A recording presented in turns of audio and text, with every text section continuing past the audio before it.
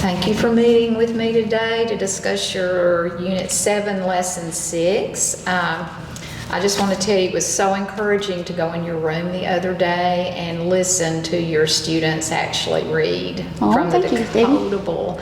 So I know that just your perseverance and your planning and your dedication has really paid off to help your students succeed. Well, so thank you. I just want you to know that. We'll just start on our reflection. We'll start first with the sounds first part. I think this is such a big, important part for kindergarten. So tell me a little bit about this part of the lesson and what you heard your students doing and saying. And I really like the sounds first because it has a lot of repetition in it. Where we do it every day, the kids know what to expect and they really get into it. So I really like the sounds first.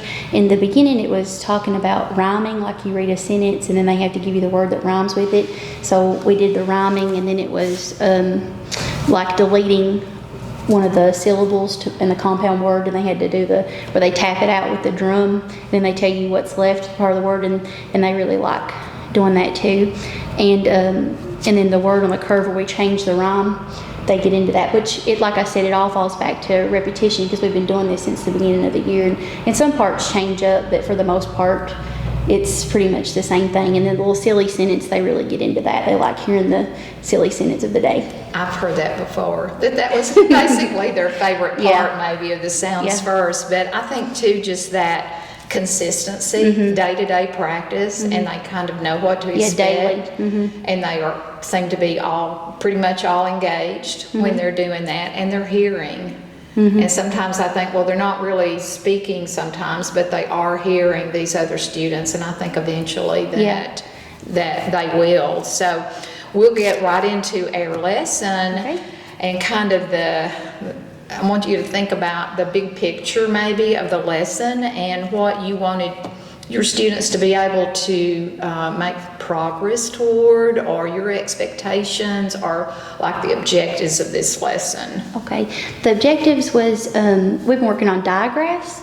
So we were working on CH, SH, and TH, and we just went over TH, I believe, when this lesson was taught. Maybe we had 2 lessons prior to it, so it was kind of a new skill where we talked about the sister sound and stuff to it. But chaining, we worked on chaining to see if they could identify those sounds and use those digraphs to sound out words and to also write words.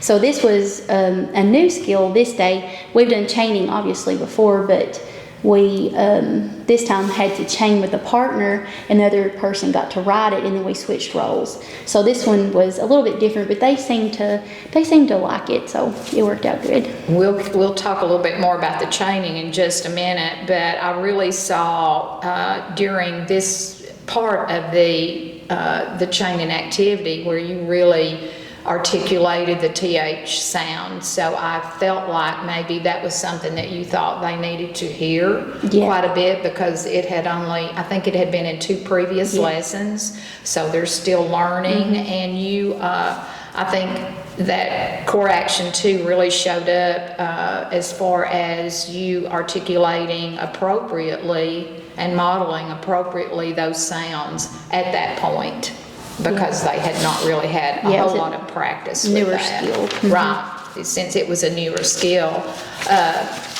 So tell me a little bit more about the chaining. I felt like that part really supported the digraphs and those objectives for that. So tell me a little bit more about the chaining. And I really like that we got these new chaining folders. They're really neat. The kids really like to get into that, and they like finding their own letter and being able to slide it up. So I basically walked around monitoring to see if they were able to identify those correct digraphs in there. And some of them, for the most part, they did pretty good, but some of them would get a little mixed up, so I'd have to kind of model that.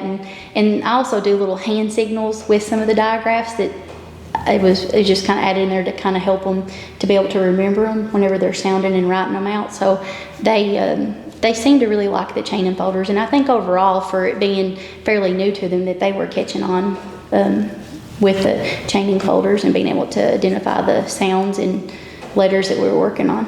I think so too. I saw there was lots of opportunities for that immediate feedback, which I saw in your lesson. Which was core action D, you were adjusting your feedback to help your students. It wasn't just good job or that's not right, or you were really helping them without really giving them the answer also. You let them struggle a little bit. So I also, during this training activity, saw a lot of core action 3 where they were listening, speaking, reading, and writing. So, I mean, that was pretty challenging probably at times for them. Yeah, the writing was the new part. We've done the chaining folders several times before, but having them write and then switch out with a partner, it seemed like it took a little bit longer kind of, but they were getting it though. They were getting it. So yeah, we just have to practice. What do you think during this lesson, and you've already told me a little bit about, giving the immediate feedback, what do you think were some other strengths that you... I tried to monitor around, like I said, and give them immediate feedback and try to help them if they were mixed up. But basically just trying to, even though some of them did struggle, but I felt like it was better to let them productively struggle than to give them the answer, like try to let them figure it out on their own. That way they could remember it better. I felt like I tried to do my best with that. So sometimes at this point we just want to give them the answer, right? Yeah, but you're better to let them try to figure it out themselves. That way they can remember it and try to apply it to, I think if you can write the word, you can read the word. So exactly. Good thoughts on that. I love the way you were walking around. You made sure your students were on task. You were giving that good quality feedback, like you said, not telling them too much, letting them struggle. So I saw a lot of strong actions from you during that particular part. So let's talk a little bit more about, we talked about your strengths, so were there any challenges or definitely challenges you needed to work on? Yeah, there's probably several things. When you're looking back at yourself, you can see a lot of things you could, maybe do better or try to improve on that you always want to do the best you can do. Pacing, I see, that lesson had a lot of good parts in it. There was a lot of activities. I mean, there was the segmenting of the words, there was the hopscotch game, and then there was the chaining, and then where it was different this time, chaining with writing the word, and then we had the group 1 and group 2 work, but it was a lot of stuff in it. So looking back, I would definitely try to watch pacing in my time, because if you don't, then they seem to get a little more off task, and that was definitely a thing I could improve on. And I can see, because this was the first time that had actually been introduced, that you wanted to go through and make sure that all of your students could do everything, and you wanted to go through and model every word that was in that chain. So maybe next time you could look and just find some words to work on, and then maybe add the others during a remediation time or a small group. So just ARG time or something like that, remediation, right, but just you reflecting and saying, that might have taken my kindergarten a little bit. It was a long lesson. Too much time. That you didn't know that, so that was you wanted to make sure you got everything in. So let's talk a little bit about the small group part of your lesson. So if you want to look at, let's look at that for just a minute. And so last fall, when this school year began, we set a goal to implement our small groups and to use data to use our student data that would really drive those small groups. So in this part of your lesson, I noticed that you knew exactly who you wanted to call over, that you just did not randomly say students' names. So tell me a little bit about how you decided which students you would call over and what your small group was about during this lesson. Okay, the way that we went about picking which group would be in a group 1 or group 2 was based on the data that we've had throughout the year and all the assessments that we've given in the foundational unit, to see which kids maybe struggle more with sounds and how they're doing on their little assessments and stuff that were given. So that's how they were selected. So those kids obviously also work in different tiers and stuff to get extra help too. So I pulled them back in group 1 was to work with me to have more extra help. So those kids, they kind of struggle more with their sounds than what the other students did. So group 1's job was to sound out or listen to the sound and write it on their clipboard, and also write it on the board, and then try to identify the digraph that was used in that word as they're writing out the word, and then they had to read the word. So group 2, they were able to work kind of more independently. They know their sounds maybe a little better, and can read some words and phrases. So they had to do the worksheet activity where they had to read the word and then write it under the correct picture. And then the second part of that activity for group 2 was to read the phrase, write the phrase on a piece of paper, and then illustrate what the phrase was. Right. So they were able to read the words, just a little bit better. So Right. they were working on group 1 with getting there. I think that since that was a goal and a focus, that just implementing and being able, especially in kindergarten, being Yeah. able to think about, I have something for this group to do, and managing is a big part Yeah. of working on the small groups. So I think with time, that will, be easier Yeah. for you. And but it was great. I love the way that you called certain students over. You knew exactly what you wanted to do.